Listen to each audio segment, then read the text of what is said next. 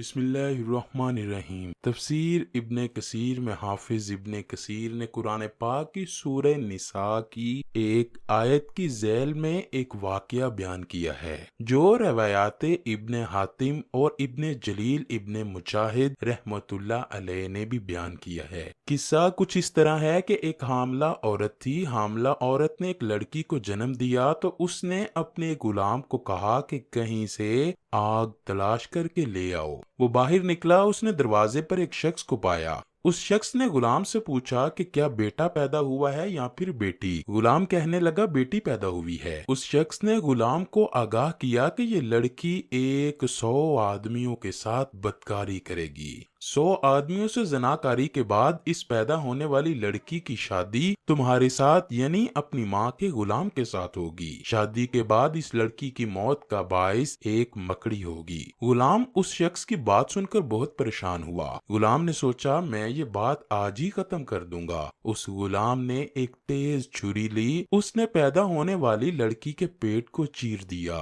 اس نے سمجھا کہ اب بچی مر چکی ہے، وہ بچی کو قتل کر کے وہاں سے بھاگ گیا۔ جب ماں نے اپنی بیٹی کو دیکھا تو اس نے اپنی بیٹی کے پیٹ پر ٹانکے لگائے اور بچی کا علاج کروانا شروع کیا۔ پھر وقت کے ساتھ ساتھ اس لڑکی کا زخم بھر چکا تھا۔ وقت گزرنے کے ساتھ ساتھ یہ لڑکی جوان ہوتی گئی۔ یہ لڑکی بہت ہی حسین و جمیل تھی۔ جب لڑکی جوان ہوئی تو اس کو زناکاری کی لت پڑ گئی۔ جو غلام یہاں سے بھاگ گیا تھا وہ سمندر پار چلا گیا تھا۔ اس نے اپنا پیٹ پالنے کے لیے کوئی کام کاج شروع کیا تو کئی سالوں کے بعد اس کے پاس کافی دولت آ گئی۔ یہ غلام پھر اپنے گاؤں پلٹ آیا۔ غلام ایک بوڑھی عورت کے پاس پہنچا اور اس سے کہا کہ کسی حسین و جمیل لڑکی کے ساتھ میری شادی کروا دو تو میں تمہیں اس کا معاوضہ دوں گا۔ وہ بوڑھی عورت اسی لڑکی کے پاس گئی تو وہ لڑکی بھی نکاح کے لیے راضی ہو گئی۔ جب نکاح کر کے وہ غلام اس لڑکی کو اپنے گھر لے آیا، میاں اور بیوی میں حد سے زیادہ پیار و محبت ہو گیا۔ ایک دن لڑکی نے اپنے شوہر سے دریافت کیا کہ تم کون ہو اور کہاں سے آئے ہو؟ غلام نے اپنی بیوی کو سارا قصہ بیان کیا کہ میں کئی سال پہلے اسی گاؤں میں ایک گھر میں غلامی کرتا تھا۔ میں نے ایک بچی کا پیٹ چیر دیا تھا جس کی وجہ سے میں یہاں سے بھاگ گیا تھا۔ پھر کئی سالوں بعد میں دوبارہ یہاں آیا تو میری شادی آپ سے ہو گئی۔ اس کی بیوی نے کہا کہ جس بچی کا پیٹ پھاڑ کر تم یہاں سے فرار ہوئے تھے میں وہی بچی ہوں۔ شوہر کو اپنی بیوی کی باتوں پر یقین نہ آیا۔ پھر اس کی بیوی نے اپنے پیٹ سے کپڑا اٹھایا اور اپنے شوہر کو وہ نشان دکھائے۔ یہ سب کچھ دیکھنے کے بعد شوہر کو یقین ہو گیا کہ یہی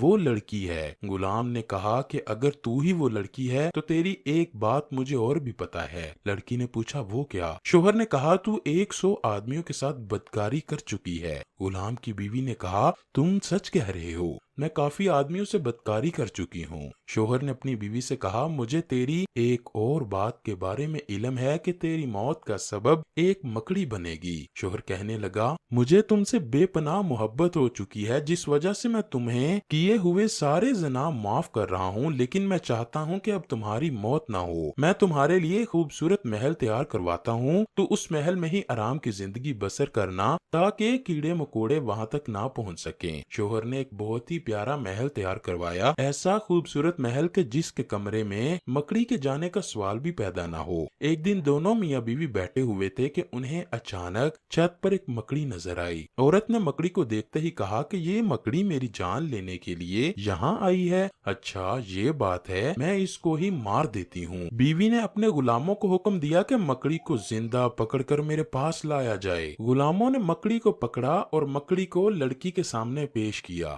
اس لڑکی نے مکڑی کو اپنے پاؤں تلے مسل کر مار دیا۔ لڑکی کے پاؤں کے انگوٹھے پر ایک زخم تھا۔ جب لڑکی نے مکڑی کو مسلا تو مکڑی کے خون کا قطرہ اس کے پاؤں کے زخم میں چلا گیا، جس سے زخم دن بدن خراب ہوتا گیا اور لڑکی کے پورے جسم میں زہر پھیل گیا۔ اگلے ہی دن لڑکی کی موت ہو گئی۔ حاصل کلام یہ ہے کہ انسان اپنی تقدیر کو نہیں بدل سکتا اس وقت تک کہ جب تک اللہ نہ چاہے۔ اس لیے کوئی بھی تدبیر کرنے سے پہلے اللہ پاک سے گڑ گڑا کر دعا کرنی چاہیے، کیونکہ وہی ہے جس نے تقدیر لکھنی ہے اور وہی ہے جو اسے بدل سکتا ہے۔